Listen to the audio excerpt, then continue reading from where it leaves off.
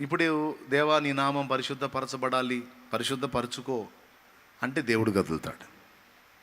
అలాగే నీ రాజ్యం రావాలి, రాజ్యం రావాలి, దేవుని రాజ్యం విస్తరించాలి, అది మన ప్రార్థన అయి ఉండాలి. నేను ప్రతిరోజు చేసే ప్రార్థనలో ఆయన రాజ్య విస్తరణ కొరకు రోజు అడుగుతా.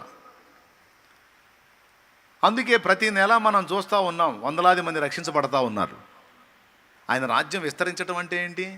అన్యజనుల్ని దేవుడు దర్శించాలి, వారి మనోనేత్రాలు వెలిగించాలి, వారి జీవితాల్లో కార్యాలు జరిగించాలి, వాళ్ళని రక్షణలోకి నడిపించాలి. అప్పుడే కదా దేవుని రాజ్యం వచ్చేది, దేవుని రాజ్యం విస్తరించేది. ఆమేన్. మరి ఇది జరగాలంటే మనం ప్రార్థన చేయాలి.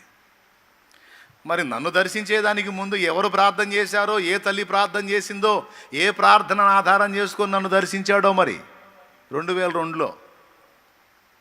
మరి నేనైతే ఏం ప్రార్థనలు చేయలే, నాకు తెలియదుగా అసలు యేసుప్రభు గురించి. ఎవరన్నా చెప్పినా వినే రకం కాదుగా మనం. ఇప్పుడు నాకు ఎవరన్నా యేసుప్రభు గురించి చెప్పడానికి ట్రై చేస్తే, ఒక ఆయన పాపం ఒకసారి ట్రై చేశాడు నాకు యేసుప్రభు గురించి చెప్పడానికి. నేను ఆయనకి బ్రహ్మంగారి గురించి చెప్పా.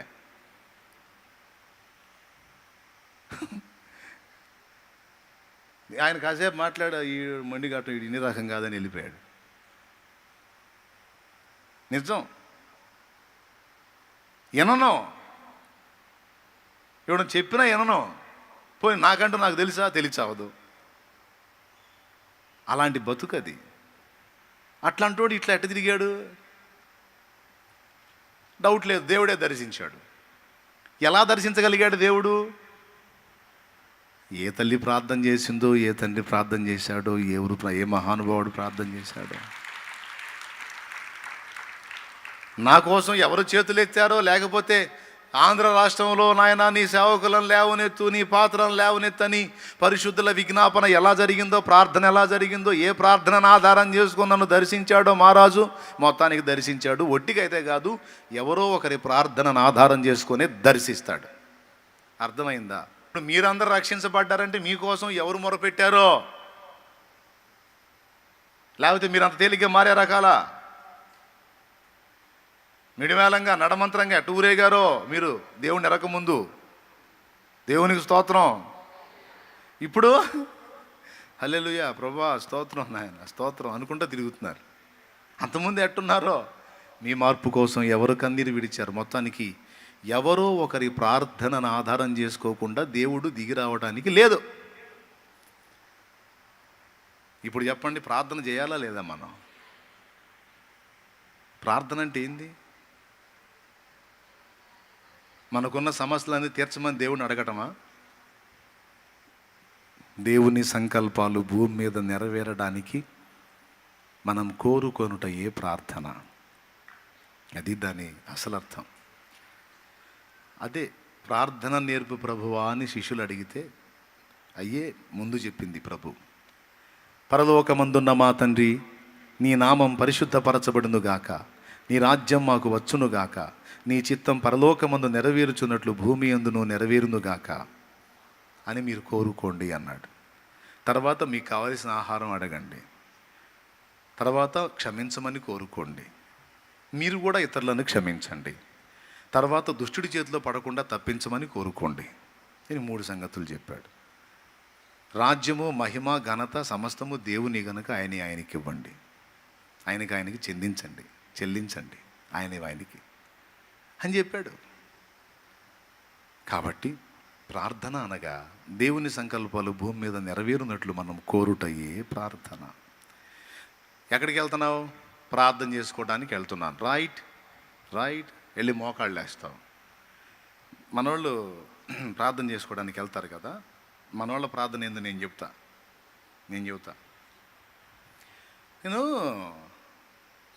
ఇప్పుడు భక్త సింగ్ గారు ప్రార్థన చేశాడు, సాధు సుందర్ సింగ్ గారు ప్రార్థన చేశాడు, దేవదాసయ్య గారు ప్రార్థన చేశాడు, వీళ్ళు రోజులు చేశారు, గంటలు చేశారు, నెలలు చేశారు, సంవత్సరాలు చేశారు అని చెప్పుకుంటా ఉంటే ఎంతసేపు ఏం చేశారా అనిపించింది నాకు స్టార్టింగ్లో.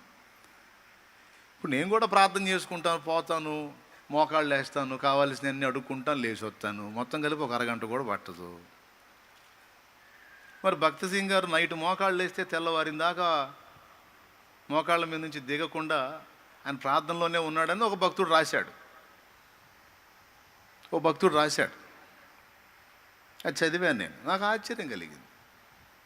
అంతసేపు ఏం చేసి ఉంటాడబ్బా? మీరు ఎప్పుడన్నా ఆలోచించారా?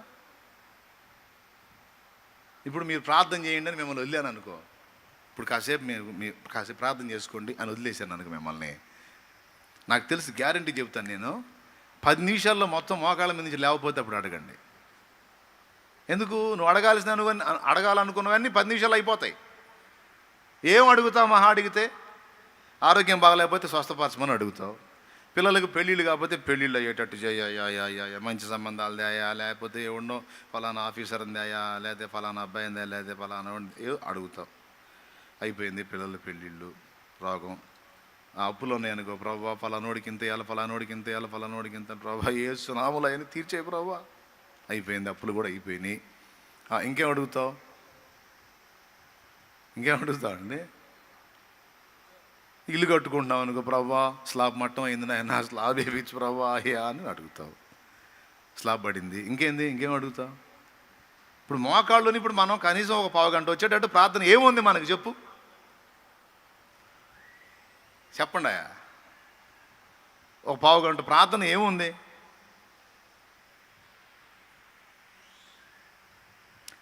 ప్రార్థన అంటే ఇంత టైమే పట్టిద్ది. వాళ్ళు అసలు నైట్ మోకాళ్ళు వేసి తెల్లారిందాక ఏం చేశారమ్మా? నాకు అర్థం కాదు.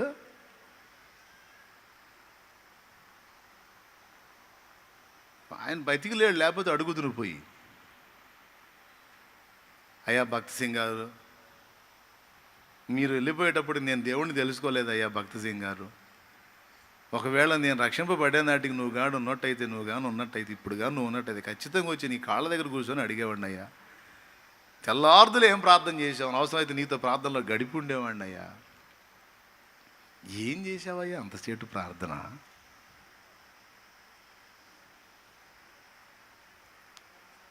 నేను చెప్పనా? ఏం అడుగుంటారో చెప్పనా? వాళ్ళు మోకాళ్ళు వేసి ప్రార్థనలో వాళ్ళ కోసం వాళ్ళు అడిగింది లేదు. ప్రార్థనకి వెళ్తున్నాను, నన్ను ఎవరు కదిలించొద్దు అని వాళ్ళు మోకాళ్ళ మీదకి వెళ్ళి తమ కోసం తాము అడిగింది లేదు. దేవుని సంకల్పాలు భూమి మీద నెరవేరడానికి ఏవి అవసరమై ఉన్నవో వాటిని అడిగారు, ఏవి అవరోధాలుగా ఉన్నవో వాటిని తొలగించమని కోరారు. ఆయన రాజ్య విస్తరణకు ఏ ప్రాంతాలు ఎలా ప్రభావితం కావాలో వాళ్ళు ప్రార్థనలో గోజాడారు. ఏ ప్రాంతాలు ప్రభావితం అవ్వాలి, ఎన్ని రకాలుగా ప్రభావితం అవ్వాలి, మనుషులు ఎలా ఉన్నారు, ఎలాంటి స్థితిలో ఉన్నారు, వాళ్ళు ఎలా అయిపోతున్నారు, వాళ్ళు ఎలా బాగుపడాలి, అనేక మంది మనుషులను గుర్తు చేసుకున్నారు. వ్యభిచార వృత్తిలో అనేక మంది బతుకుతున్నారు, వాళ్ళు అందులోనే నశించిపోతున్నారు. ప్రభువా వాళ్ళ సంగతి ఏమిటి నాయన? వాళ్ళని ఎలా దర్శిస్తావు నాయన? వాళ్ళతో మాట్లాడినాయన, వాళ్ళ జీవితాలు ప్రభావితం చేయనాయన. వ్యభిచార వృత్తిని వాళ్ళు జీవనోపాధిగా పెట్టుకొని బ్రతుకుతున్నారు. ఆ పరిస్థితుల్లోంచి వాళ్ళని బయటికి తీసుకొని రా ప్రభువా. వాళ్ళకి బ్రతుకు తెరువు చూపించు ప్రభువా నాయన. వాళ్ళు చేసే హేయమైన క్రియల నుంచి ప్రజల్ని మళ్ళించు ప్రభువా అని సభ్య సమాజంలో వారు చూసినటువంటి సంగతులన్నిటి గురించి దేవుణ్ణి కదలమని ఏకరువు పెట్టారు, విజ్ఞాపన చేశారు, ప్రార్థన చేశారు, యాచించారు. వాళ్ళ కోసం వాళ్ళేం పెద్దగా అడిగింది లేదు. సంఘం స్థాపిస్తే సంఘం కోసం, సంఘంలో సభ్యుల కోసం, సేవకుల కోసం, పరిచారకుల కోసం, పని ఇంకా అనేక ప్రాంతాలకు విస్తరించడం కోసం, ఆల్రెడీ వ్యాపించినటువంటి సంఘాల కోసం, సేవకుల కోసం, వాళ్ళ ప్రాణాల కోసం, వాళ్ళ సాక్ష్యాల కోసం, వాళ్ళ కుటుంబాల కోసం, రాష్ట్రాల కోసం, జిల్లాల కోసం, మండలాల కోసం, గ్రామాల కోసం, దేశాల కోసం. మరి అన్నిట్లో దేవుడు గదిలి పనిచేయాలి. అన్నిట్లో దేవుడు గదిలి పనిచేయాలంటే అన్నిటి కోసం ప్రార్థించే వాళ్ళు కావాలి, ప్రార్థించాలి. మనం అనుకుంటాం మనం చేసే ప్రార్థనలు నిజంగా దేవుడు విని అవన్నీ చేస్తాడంటావా అని. రేపు నువ్వు తెల్లముఖం వేసుకొని చూడకపోతే అప్పుడు అడుగు. రేపు అక్కడ దేవుని ముందుకు పోయినప్పుడు తెల్లముఖం వేసుకొని చూస్తావు. ఎందుకు తెలుసా? నువ్వు అడిగినవన్నీ ఉపయోగించుకొని దేవుడు కార్యాలు చేసి ఉంటాడు. నువ్వు అడిగినవన్నీ ఉపయోగించుకొని నువ్వు అడిగిన వాటిని, నువ్వు ప్రార్థించిన వాటిని ఆధారం చేసుకొని దేవుడు కార్యాలు నెరవేర్చుంటాడు. ఇదిగో ఇన్నిసార్లు ఇన్ని సంగతుల గురించి ప్రార్థన చేశావు కదా, అదిగో వాటన్నిటిని ఇలా నెరవేర్చాను, ఇదిగో నీకు బహుమానం అంటాడు. వామ్మ ప్రభువా, ఇవన్నీ వింటున్నా, ఈ ప్రార్థనలన్నీ తీసుకున్నా, ఇవన్నీ రాసుకున్నా, వీటన్నిటిని ఉపయోగించుకొని నీ పని జరిగించా అయ్యా, చేశానే కానీ నువ్వు వింటున్నావో వింటలేదు అనుమానం వచ్చి ఒక్కోసారి డౌట్ పడ్డాను ఏసయ్యా. అయ్యా చేశాను కానీ అసలు నువ్వు తీసుకుంటావా అని అనుకున్నానయ్యా, ఇవన్నీ నీ దాకా వస్తాయా అనుకున్నానయ్యా, పిచ్చిదాన్ని పిచ్చోడిని. ప్రభా, నా ప్రార్థనలన్నీ చేరినాయా? ఫలానా వ్యక్తి ఫలానా గ్రామం కోసం చేసావు కదా కుమారుడా, నువ్వు ఫలానా గ్రామం కోసం ఇదిగో ఇన్నిసార్లు నువ్వు ప్రార్థన చేసావు కదా ఆ గ్రామ రక్షణ కోసం, ఇదిగో ఆ ప్రార్థనలు విని ఇదిగో ఇతన్ని లేపి ఆ గ్రామంలో ఇంతమందిని ప్రభావితం చేశాను. ఫలానా ప్రాంతం కోసం ఫలానా ప్రాంతం పట్టబడాలని చేసావుగా నా కుమారి, ఫలానా గ్రామం రక్షింపబడాలని చేసావుగమ్మా, చాలా ప్రార్థనలు చేసావు, కన్నీళ్ళు గార్చి అదిగో కన్నీళ్ళు ఈ బుడ్డిలో దాచిపెట్టాను, అదిగో ఆ ప్రార్థనలన్నీ విని ఆ గ్రామంలోనే ఒకరిని దర్శించాను, అతడు లేచి ఇదిగో ఆ గ్రామంలో ఇంతమందిని ప్రభావితం చేశాడు, ఇదిగో వీళ్ళందరి రక్షణ ఫలంలో నీకు భాగం ఉందమ్మా, నీ ప్రార్థన ఉంది, ఇదిగో బహుమానం అంటాడు. రేపు తెల్ల మొఖం వేసుకొని చూస్తావు నువ్వు. ఎందుకో తెలుసా, ఇట్లా ఉందని నీకు క్లారిటీ ఉంటే నువ్వు తెంపు లేకుండా ప్రార్థన చేస్తావు. కానీ మనకే నమ్మకం లేక ఏదో చేయకపోతే నేను ఫీల్ అవుతానని కొంతమంది చేస్తుంటారు. మళ్ళీ శాలేమన్నా అడుగుతాడు, ప్రార్థన చేస్తున్నావా అంటాడు, చేయట్లేదు అన్నయ్య అంటే ఫీల్ అవుతాడు. ఎందుకు? కాతో కూతో చేస్తే ఎప్పుడన్నా అడిగాడు అనుకో, ఏమ్మా ప్రార్థన చేస్తున్నావా అన్నాడు అనుకో, చేస్తున్నాను అన్నయ్య అని చెప్పడానికి అవకాశం ఉంటుంది అని కొంతమంది పాపన ఆనందం కోసం చేస్తుంటారు. ప్రార్థన టవర్లో జరుపుతూ ఉంటారు కొంతమంది. ప్రార్థన టవర్లో డైలీ నేను మొన్న మధ్యరాత్రి వచ్చి చూసా, మధ్యరాత్రి వచ్చా, దాదాపు 2 లేచి వచ్చా, 2 చూస్తే ప్రార్థన చేస్తూ ఉన్నారు. చాలా ఆనందం కలిగింది. ఎంతసేపు చేస్తారని కూర్చున్నా అక్కడ. అసలు వీళ్ళు ఎంతసేపు చేస్తారని 3:30 దగ్గర 3:30 దాకా వాళ్ళు ఎప్పటి నుంచి 12 కాడ నుంచి కూర్చున్నారు, ప్రార్థన చేస్తూనే ఉన్నారు.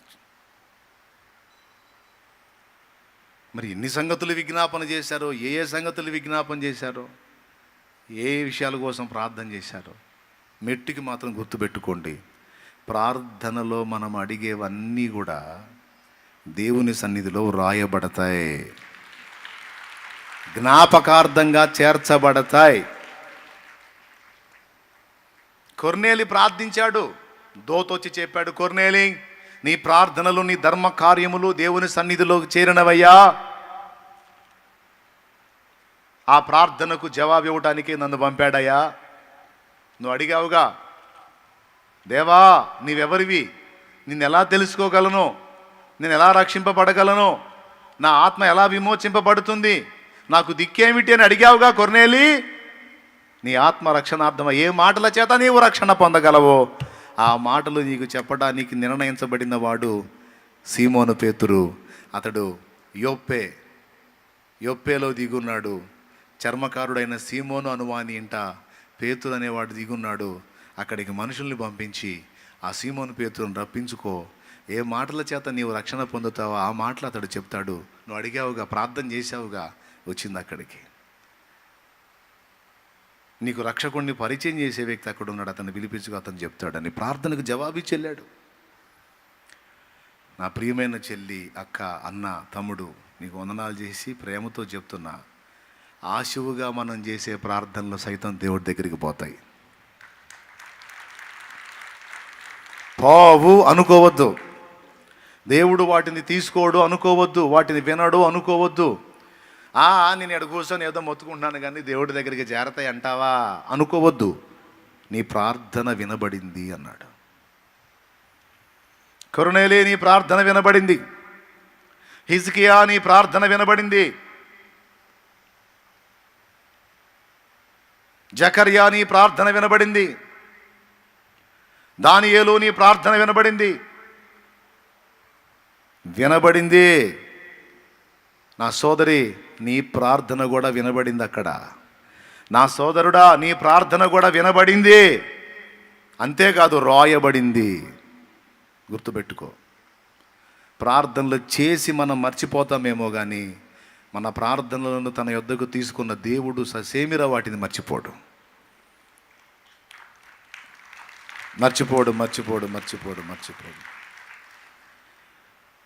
పిలిచిన బదులిస్తాడు యేసు దేవుడు, ప్రార్థనలు వ్యర్థముగా పోనీయడు. పిలిచిన బదులిస్తాడు యేసు దేవుడు, ప్రార్థనలు వ్యర్థముగా పోనీయడు. ఆలస్యమైన ఆయన చిత్తమే, ఆలస్యమైన ఆయన చిత్తమే, ఏది జరిగినా మేలు కోసమే, ఏది జరిగినా మేలు కోసమే. పిలిచిన బదులిస్తాడు యేసు దేవుడు, ప్రార్థనలు వ్యర్థముగా పోనీయడు. కొంతమందికి అసలు నాకు ప్రార్థన చేయటమే రాదు అంటారు. నేను ఇప్పుడు చెబుతున్నాగా, ప్రార్థన చేయటం రాదా? దేవుని సంకల్పం భూమి మీద నెరవేరునట్లు అన్ని విషయములు మనం కోరుట ఏ ప్రార్థన.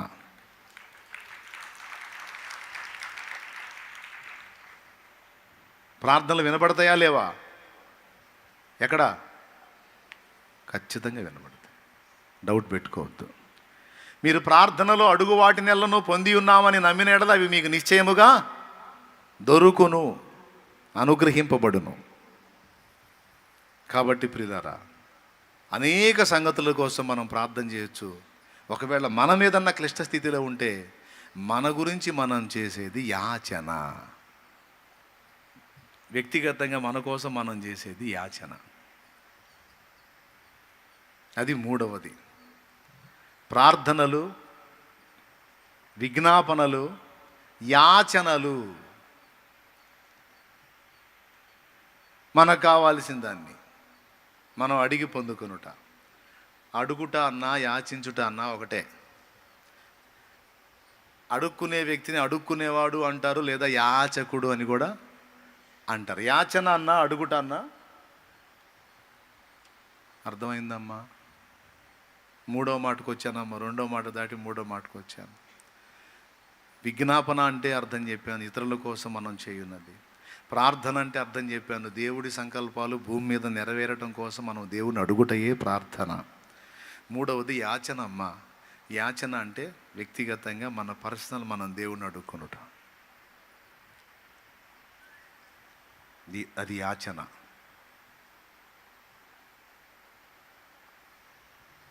భిక్షగాడిని ఏమంటామండి?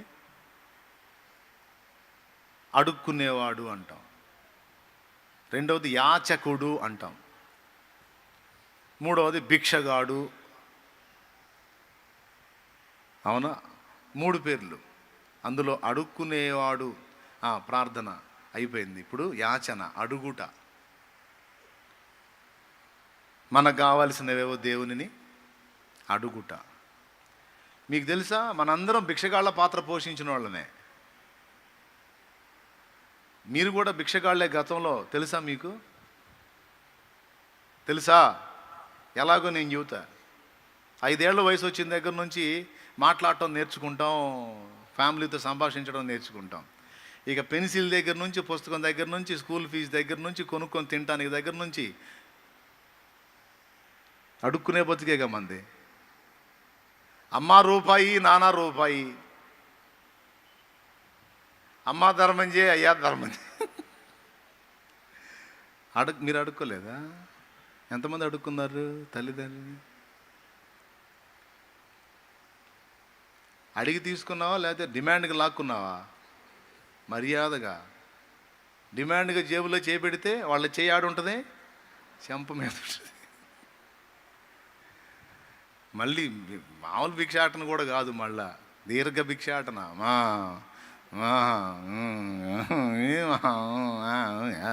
నాయన సేమ్ ఇంటి ముందు ఉన్నవాడు పిలిచిన పిలుపుకి ఇంట్లో మనం పిలిచే పిలుపుకి తేడా ఉండదు. అమ్మా ధర్మం చేయమ్మా అమ్మా అని బయట. సో యాచన అది వ్యక్తిగతంగా మనల్ని గూర్చి, మన సమస్యలను గూర్చి మనల్ని దేవుని అడుగుట, అది కూడా చేయొచ్చు. 4వది కృతజ్ఞతాస్తుతులు. 4వ మాట ఏంటండి?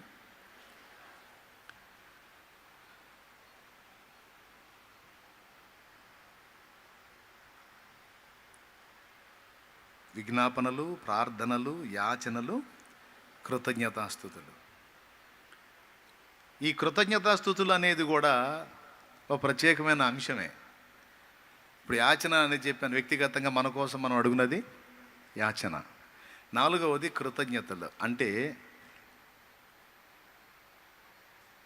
ఆల్రెడీ మనం ప్రార్థించినప్పుడు, మనం విజ్ఞాపన చేసినప్పుడు, మనం యాచించినప్పుడు ఆల్రెడీ కొన్ని కార్యాలు చేశాడు దేవుడు.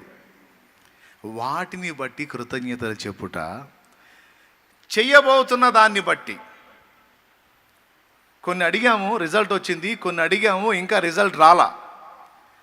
కొన్ని చేశాడు, కొన్ని చేయబోతున్నాడు. చేసిన వాటిని బట్టి, పొందిన మేలును బట్టి కృతజ్ఞతతో కృతజ్ఞత చెల్లించుట. 2వది మనం అడిగాం, చెయ్యబోతున్నాడు. ఆ చెయ్యబోయే దాన్ని బట్టి ముందే విశ్వాసంతో స్తుతించుట.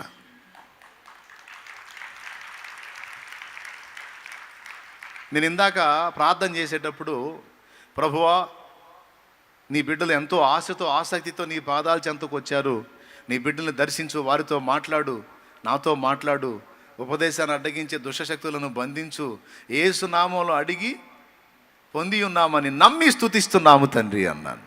ప్రసంగం కాకముందే స్తుతి అయిపోయింది. ప్రసంగం ఇంకా పూర్తి కాల, మొదలుపెట్టా. కానీ ప్రసంగ ప్రారంభంలోనే దేవుడు మాట్లాడినందుకు విశ్వాసంతో దేవుని కృతజ్ఞతలు చెల్లించేశా. గొప్ప విశ్వాసం అంటే కార్యం జరిగిన తర్వాత స్తుతించేది కాదు, కార్యం జరగక మునిపే కృతజ్ఞతలు చెప్పేది గొప్ప విశ్వాసం. లాజరు బయటికి రాని లాజర్ను పిలవక ముందు యేసయ్య ఏమన్నాడో తెలుసా? తండ్రి, నా మనవులు ఎల్లప్పుడూ వినుచున్నందుకు నీకు కృతజ్ఞతలు. ఇప్పుడు కూడా నువ్వు వింటున్నందుకు నీకు కృతజ్ఞతలు. ఎల్లప్పుడూ వినుచున్నావు, నీ కృతజ్ఞతలు. ముందు థ్యాంక్స్ చెప్పేశాడు. చూడండి, యోహాను సువార్త 11వ అధ్యాయము 41వ వచనం. అది 41 అట చూడు. అంతటా వారు ఆ రాయి తీసివేసిరి. యేసు కన్నులు పైకెత్తి, తండ్రి, నీవు నా మనవి వినినందున నీకు కృతజ్ఞతాస్తుతులు చెల్లించుచున్నాను. నీవు ఎల్లప్పుడూ నా మనవి వినుచున్నావని నేను ఎరుగుదును. ఒక మాట, అసలు ఏం మనవి చేశాడండి? అదే వింత. అండర్లైన్ చేయండి దాన్ని.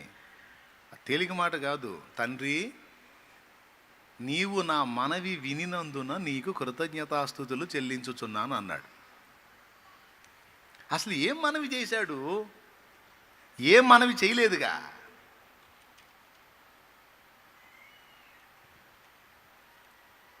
ఏమన్నా చేశాడా? మనవి ఏమైనా చేశాడా? అక్కడ చూడండి, ఏమైనా చేశాడా? పైకి చదవండి. అందుకు యేసు, నీవు నమ్మిన ఎడల దేవుని మహిమ చూతువని నేను నీతో చెప్పలేదా అని ఆమెతో అనెను. అంతటా వారు ఆ రాయి తీసివేసిరి. యేసును కన్నులు పైకెత్తి, తండ్రి, నీవు నా మనవి వినినందున నీకు కృతజ్ఞతాస్తుతులు చెల్లించుచున్నాను. అందుకు అసలు ఇంకా మనవి ఏం చేయలే. కానీ మనవి చెయ్యక మునిపే నా మనవి వినినందున ముందే తండ్రిని కార్నర్ చేసి పెట్టేస్తున్నాడు. నేను అందుకే ఏదన్నా చూసి ఇక లాభం లేదనుకుంటే, ప్రభా ఇది ఇచ్చినందుకు నీకు స్తోత్రం అని చెబుతా. ఇది ఇచ్చినందుకు నీకు స్తోత్రం తండ్రి, ఇది అయ్యా అని అడగను. ఇచ్చినందుకు స్తోత్రం, ఇచ్చినందుకు స్తోత్రం, ఇచ్చినందుకు స్తోత్రం, ఇచ్చినందుకు స్తోత్రం. అప్పులు తీర్చయ్యా, అయ్యా తీర్చయ్యా, అయ్యా తీర్చయ్యా కాదు. ఏ సునామంలో నాయన అవన్నీ కూడా తీసేసినందుకు స్తోత్రం ప్రభువా, తీర్చేసినందుకు స్తోత్రం, తొలగించినందుకు, దరిద్రం వదిలించినందుకు స్తోత్రం ప్రభు. హల్లెలూయా.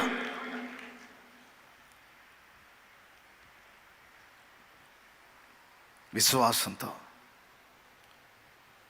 కృతజ్ఞతాస్తుతులు చేసిన వాటిని బట్టి కృతజ్ఞతతో చెల్లించుటే కాదు, చెయ్యబోతున్న కార్యాలను దేవుడు నిశ్చయంగా చేస్తాడని నమ్మితేనే స్తుతించగలం. హల్లెలూయా. దీనికి మీకు రెండవ రుజువు అపోస్తలుల దగ్గర చూపిస్తా. ఇక్కడ యేసయ్య ఇంకా చచ్చిపోయిన లాజరుని లేపలేదు, కానీ తండ్రి నీవు నా మనవి వినినందున నీకు కృతజ్ఞతలు చెల్లిస్తున్నాను అన్నాడు. ఇంకా మనవి చేయలే, కానీ ముందే చెప్పేశాడు వినినందున నీకు కృతజ్ఞతాస్తుతులు. అది కీలకమైన మాట. రెండవది, అపోస్తల కార్యంలో పౌలు శీలలో చెరసాల్లో వేయబడ్డ సన్నివేశాన్ని మీరు చూసినట్లయితే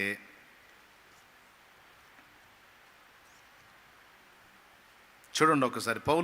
పౌలు శీలలు 16వ అధ్యాయం, అపోస్తల కార్యం 16వ అధ్యాయము 24వ వచనం నుంచి చదువు, లేదా 23వ వచనం నుంచి చదువు. వారు చాలా దెబ్బలు కొట్టి వారిని చెరసాలలో వేసి భద్రముగా కనిపెట్టవలని చెరసాల నాయకునికి ఆజ్ఞాపించిరి. అతడు అట్టి ఆజ్ఞను పొంది వారిని లోపల చెరసాలలోనికి త్రోసి వారి కాళ్లకు బొండ వేసి బిగించెను. అయితే మధ్యరాత్రి వేళ పౌలును శీలయు దేవునికి ప్రార్థించుచు కీర్తనలు పాడుచు నుండిరి, ఖైదీలు వినుచుండిరి. ఓకేనా ఏమండి? పౌలు శీలలు ఏమంటే నేను చెప్పేది మీకు క్లియర్గా అర్థమవుతుందా? మీరు అందరూ ఇంట్రెస్ట్గా ఉన్నారా, లేకపోతే ఏమన్నా ఎటన్నా సంచారం చేస్తున్నారా? ఎంతమంది లైన్లో ఉన్నారు? ఎన్నేళ్ళు? 3 అన్నారు. ఎవరు 3 అన్నారు? ఎవరు? ఇప్పుడు చెప్పండి.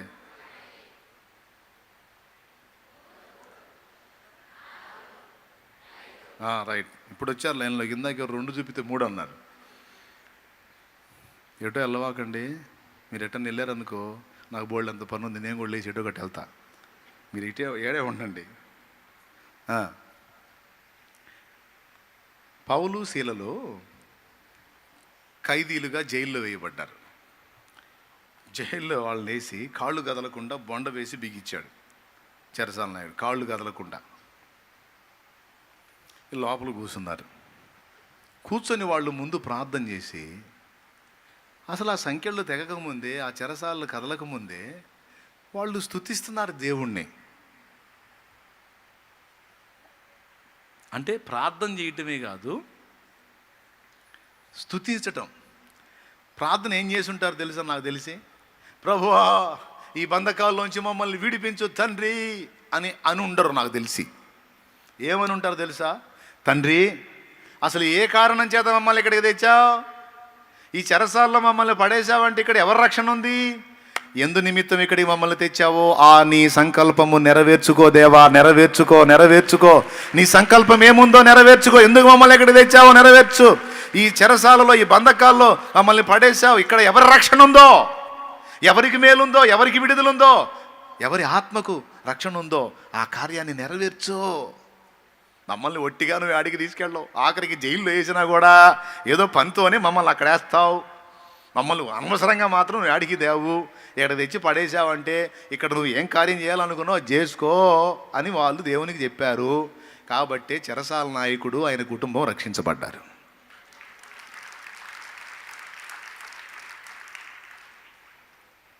ఖచ్చితంగా అదే చేశారు వాళ్ళు. అయితే గొప్ప విషయం ఏంటంటే వాళ్ళు ఇంకా బయట పడకమునిపే సాంగ్స్ పాడారంట. యాకోబు రాసిన పత్రిక 5వ అధ్యాయం 13వ వచనం ఇలా రాస్తుంది చూడండి. యాకోబు రాసిన పత్రిక 5వ అధ్యాయం 13వ వచనం. మీలో ఎవరికైనా శ్రమ సంభవించినా అతడు ప్రార్థన చేయవలెను. ఎవరికైనా ఆగునా. మీలో ఎవరికైనాను శ్రమ సంభవించినా అతడు ప్రార్థన, రైట్, శ్రమ నుంచి విడుదల పొందినట్లు, అక్కడ దేవుడు రక్షణ కార్యం ఏం జరిగించబోతున్నాడు అది నెరవేరినట్లు వాళ్ళు ప్రార్థన చేశారు.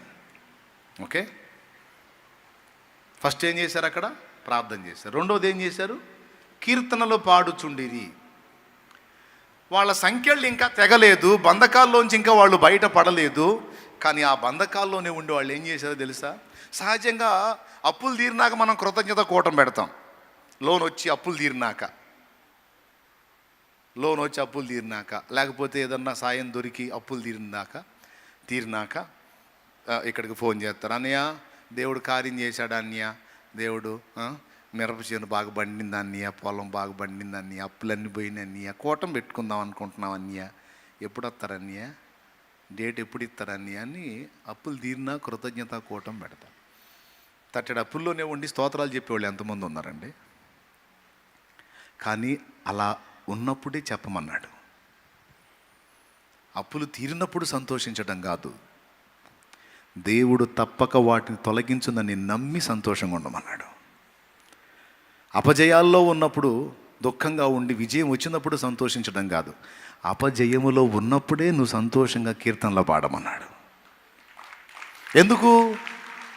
తప్పక నీకు జయం వచ్చును, దానికి కావలసిన విశ్వాసాన్ని నువ్వు ప్రదర్శించమని ముందే చెప్తున్నాడు. అందుకే మేము అదే పని చేసాం బ్రదరు, మేము అదే పని చేసాం. తల నిండా అప్పులే, అయితే అందరం కలిసి చాకిరీ చేసేవాళ్ళం. సాయంత్రానికి అందరం కూర్చొని స్టీల్ బేషన్ బోర్లు వేసేవాడిని నేను. ఏంటిది? స్టీల్ బేషన్ బోర్లు వేసేవాడిని, దాని మీద దరువు వేసేవాడిని. ఇక అందరం కలిసి పాటలు పాడేవాళ్ళం, ఫ్యామిలీ మొత్తం కూర్చొని. ఏది అప్పులు తీర్చిన తర్వాత కాదు, అప్పుల్లో ఫుల్గా మునిగున్నప్పుడే. రోజు పాటలే మా ఇంట్లో పండగే. నా స్తుతి పాత్రుడా నా యేసయ్యా, నా ఆరాధనకు నీవే యోగ్యుడవయ్యా, నా ఆరాధనకు నీవే యోగ్యుడవయ్యా, నా స్తుతి పాత్రుడా నా యేసయ్యా. స్తోత్రం. సందడే సందడి. ఏడన్నా అన్నీ తీరిపోయి బాధలన్నీ పోయి అంత హ్యాపీగా ఉంటే ఇంట్లో ఆ సందడి. మాకు అలాంటిది ఏం లేదు, అన్ని బాధలు ఉన్నా మరి వాక్యంలో చెప్పాడు కదా, నేనున్నానని నమ్మితే, నేను వాటిని తొలగిస్తానని విశ్వసిస్తే సంతోషంగా ఉండమన్నాడు. కాబట్టి ఫ్యామిలీకి చెప్పా, ఎందుకు ఏడు మొగాలు వేసుకుని ఉండేది? ఉన్నాడుగా రాజాదిరాజు, తీసేస్తాడు. నమ్మితే నాతో పాటు కలిసి స్తోత్రం చెప్పండి, నమ్మితే నాతో పాటు కలిసి ఆరాధించండి, ఆనందించండి అంటే అందరూ దిగుళ్ళు తీసేశారు. ఇక వాటి గురించి భయపడటం మానేశారు. అప్పులు ఇచ్చిన వాళ్ళు ఈ సామాన్లు బయట వేస్తారేమో, ఈ ఇల్లు బీగి పందిరేస్తారేమో అంటే ఆయన సెలవు లేకుండా ఎవడేం చేయగలడు? ఒకవేళ ఆయన సెలవై ఆ అవమానానికి మనల్ని అప్పగించాలంటే అప్పగించనీయమా? నానా అప్పగించనీయండి, ఏమైందంటే అంతకు మించిన ఘనత మనకిస్తాడు. ఒకవేళ అవమానానికి అప్పగిస్తే అప్పగించని దానికి రెట్టింపు ఘనత తప్పకుండా దేవుడు తిరిగి దయచేసే శక్తివంతుడు ఆయన. ఆయన సెలవు లేకుండా మనల్ని అవమానపరిచేవాడు ఎవడు? పర్వాలేదు, ఎంత అవమానం ఎదురైద్దో రెట్టింపు ఘనత కూడా ఎదురైద్ది, ఏం పర్వాలా. అంటే ఇక టెన్షన్ ఎందుకు ఉంటుంది? ఇక వాళ్ళకి నమ్మారు, నా మాట చెప్పినట్టు నమ్మి ఇక రోజు అంతే. శ్రీమంతుడా యేసయ్యా అని నేను పాట ఎత్తుకుంటే చాలు, వాళ్ళు కూడా కలిసి ఇక వాళ్ళు కూడా అన్ని పక్కన పెట్టొచ్చి కూర్చొని, ఆత్మకు అభిషేకమా అభినయ సంగీతమా, శ్రీమంతుడా యేసయ్యా ఆత్మకు అభిషేకమా అభినయ. నేను పాట ఎత్తుకోవడం, వాళ్ళు కూడా కలిసి పాడటం, అసలు హ్యాపీ. చెరసాలలో ఉండగానే, దెబ్బలతో ఒళ్ళు పచ్చడై ఉండగానే, కాళ్ళకు బొండ వేసి బిగించబడి ఉండగానే వాళ్ళు స్తుతించడం మొదలుపెట్టారు. దేవుడు ఏం చెప్పాడు? సంతోషంగా ఉంటే కీర్తన పాడమన్నాడు. వాళ్ళు సంతోషంగా ఉన్నారా? చాలా దెబ్బలు కొట్టి అని రాస్తుంది అక్కడ. ఒళ్ళు పచ్చడై ఉంది, కాళ్ళు కదలకుండా బొండ బిగించారు, లాక్ చేశారు. వాళ్ళు ఎక్కడ సంతోషంగా ఉన్నారాయా? అంత బాధలో ఉండి వాళ్ళు ఏమంటున్నారు? దేవా ఎందుకు రప్పించావు మమ్మల్ని ఇక్కడికి? ఏంటి నీ సంకల్పం? సరే, ఎందుకు రప్పించావో అది నెరవేర్చుకో అని దేవునికి ప్రార్థనలు చేసి ఇక స్తుతించడం మొదలుపెట్టారు. మరి వాళ్ళ స్తుతి వాళ్ళని సిగ్గుపరిచిందా? ఆ కండిషన్లో ఉండి కూడా ఒళ్ళంతా పచ్చడై కూడా వాళ్ళు చెరసాలలో వేసిన సంకెళ్ళు బిగించిన, చెరసాలలో వేసిన సంకెళ్ళు బిగించిన, స్తుతి పాటలే పాడుమా, ప్రభు యేసునే వేడుమా. స్తుతి పాటలే పాడుమా, ప్రభు యేసునే వేడుమా. ప్రభు యేసునే వేడుమా. హల్లెలూయా పాట, యేసయ్య పాట పాడాలి ప్రతి చోట, పాడాలి ప్రతి నోట. హల్లెలూయా పాడాలి ప్రతి చోట, పాడాలి ప్రతి నోట. వాళ్ళు పాడుతూనే ఉన్నారు, స్తుతిస్తూనే ఉన్నారు. ఇంతలో పెద్ద భూకంపం వచ్చింది. తమ్ముడు, కార్యాలు జరిగినాక కోటాలు పెట్టడం కాదు, జరక్క ముందే స్తుతించడం గొప్ప విశ్వాసం. పని అయినాక స్తోత్రాలు చెప్పటం, పాటలు పాడటం, ఆరాధించటం, దేవుడు గొప్ప కార్యం చేశాడు, దేవుడు గొప్ప కార్యం చేశాడు, ఇకిలిచ్చుంటా తిరగటం. పని అయినాక ఇకిలిచ్చడం కాదు, కాక మునిపే నువ్వు సంతోషంగా తిరగాలి, కళకళలాడతా తిరగాలి. పని జరగకపోయినా అయిపోయినట్లే నువ్వు సంతోషంగా దేవుని మయంపరుస్తూ తిరగాలి. అది దేవుడు కోరుకుంది. 2 జరిగినాయి అక్కడ. నంబర్ 1, వాళ్ళ సంఖ్యలు తెగిపోయినాయి, అందరి బంధకములు ఊడినాయి. ఒక మాటలో చెప్పాలంటే అది చూడండి, వాళ్ళు హ్యాపీగా అదిగో నవ్వుకుంటా అదిగో స్టార్ట్ అయింది. వాళ్ళు కీర్తనలు పాడుతున్నారు, సంఖ్యలు తెగినాయి, అవన్నీ ఊడిపోయినాయి. అందరి బంధకములు. చెరసాల నాయకుడు చూశాడు, అయ్యో ఇంకా నేను బతకడం వేస్ట్, పొడుచుకోపోయాడు. సహోదరుడా, సహోదరుడా, నీకు నీవు హాని చేసుకోనవద్దు, ఇక్కడ ఎవ్వరూ పారిపోలేదు, అందరం ఉన్నాం, ఇక్కడ అందరం ఉన్నాం. ఎందుకట్లా ప్రాణం తీసుకోపోతున్నావు ఏంటి అంటే, అప్పుడు దీపం తెప్పించి లోపల చూస్తే ఖైదీలు అందరూ ఉంటారు, పౌలు శీలలు కూడా ఉంటారు. వెంటనే అతను అంటాడు, అయ్యలారా, రక్షణ పొందుటకు నేనేమి చెయ్యవలెను అంటాడు. అతడు ఆ ప్రశ్న వేయగానే అప్పుడు అర్థమైద్ది వాళ్ళకి, దేవా ఇతని రక్షణ కోసం, ఇతని ఇంటివారి రక్షణ కోసం తెచ్చావా? రైట్, నీ కార్యమే జరగాలి, మేము ఎక్కడ అడుగు పెట్టినా నీ కార్యమే జరగాలి, నీకు మహిమే రావాలి, ఆత్మల రక్షణ కార్యమే జరగాలి, జీవితాల్లో వెలిగే రావాలి. నీకు స్తోత్రం ప్రభా, స్తోత్రం. అయ్యా, రక్షణ పొందడానికి ఏం చేయాలని అడుగుతున్నావా? ప్రభు అయిన యేసునందు విశ్వాసం ఉంచు, అప్పుడు నీవును నీ ఇంటి వారును రక్షణ పొందుదురని చెప్పాను. దేవుని మాటలు చెప్పారు. తర్వాత అతను వాళ్ళని ఇంటికి తీసుకెళ్ళి వాళ్ళ గాయాలు కడిగి కట్లు కట్టి ఇంటి వాళ్ళందరినీ పిలిపించి కూర్చోబెట్టి వాళ్ళ చేత వాక్యం చెప్పించి అయిపోయిన తర్వాత ఒక్కసారి చూడండి, రాత్రి ఆ గడియలోని అతడు వారిని తీసుకొని వచ్చి వారి గాయములు కడిగెను. వెంటనే అతడును అతని ఇంటి వారందరూ బాప్తిస్మము పొందిరి. అతని ఫ్యామిలీ ఎంత పెద్దదో మనకు తెలియదు, మొత్తం టోటల్గా రక్షింపబడ్డారు. ప్రార్థన చేశారు. జవాబు రాకముందే సంతోషంతో దేవుణ్ణి కృతజ్ఞతాస్తుతులు చెల్లించి కీర్తించటం మొదలుపెట్టారు. మనకి వాళ్ళకున్న తేడా ఏంటంటే, కార్యం జరిగినాక చూద్దాంలే అనుకుంటాం మనం, జరక్క ముందే స్తుతికోటం పెట్టే మైండ్ వాళ్ళదే. దేవునికి స్తోత్రం. 4 సంగతులు మీకు వివరించాను. అసలు సంగతి ఇంకోటి ఉంది, అది దేవుని చిత్తం అయితే రేపు ఆల్ నైట్లో చూసుకుందాం, లేదు దేవుడు ఇంకొక అంశం మాట్లాడితే మాట్లాడతాను. మెట్టుకు మాత్రం ఈ 4 విషయాలు దృష్టిలో పెట్టుకొని మనము నెమ్మదిగాను సుఖముగాను సంపూర్ణ భక్తి మాన్యతలు కలిగి జీవించున్నట్లు విజ్ఞాపన, యాచన, ప్రార్థన, కృతజ్ఞతాస్థుతులు ప్రతిదినం చెల్లించుట యందు ఎడతెగక ఉండండి, జాగ్రత్త పడండి. ఎందుకంటే ఇక రాబోతున్న సంవత్సరాలన్నీ కూడా రకరకాల మార్పులు మీరు చూడబోతున్నారు, రకరకాల పరిస్థితులు మీరు చూడబోతున్నారు. చూస్తారు, మీకు అర్థమైద్ది. ప్రతి సంవత్సరం గడిచే కొద్దీ ఆయన రాకడ దినములు దగ్గర పడుతూ ఉంటాయి. భూమి మీద మునుపెన్నడూ చూడని విపరీతమైన మార్పులను ఇక మున్ముందు రోజుల్లో మనం చూడబోతున్నాం. మొత్తం బైబిల్ చెప్పిన ప్రకారం నెరవేరిద్ది.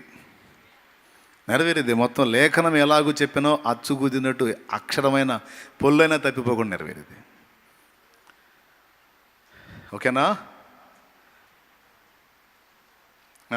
కృతజ్ఞతాస్తుతులు అంటే ఏంటండి? దేవుడు చేసిన కార్యాలను బట్టి వాటిని జ్ఞాపకం తెచ్చుకొని కృతజ్ఞతతో స్తుతించటం, చెయ్యబోతున్న వాటిని బట్టి కూడా అయినాకనా లేకపోతే ముందేనా? ఎట్లా ఏడుపు కొట్టు మొహం వేసుకోనా లేకపోతే సంతోషంగానా? ఎంతమందికి విశ్వాసం ఉంది? అది ఏ సమస్య అయినా కానీ, ఏ బాధ అయినా కానీ, ఏ ఇబ్బంది అయినా కానీ, దేవా దాన్ని తీర్చినందుకు నీకు స్తోత్రం, నేను దాని గురించి టెన్షన్ పడను తండ్రి, నీకు అప్పచెప్పాను, నువ్వు చూసుకుంటావు, నీ సంకల్పం ఏదో నెరవేర్చుకో తండ్రి, నీకు స్తోత్రం అని దాన్ని బట్టి దేవుణ్ణి స్తుతించటం చాలా అవసరం.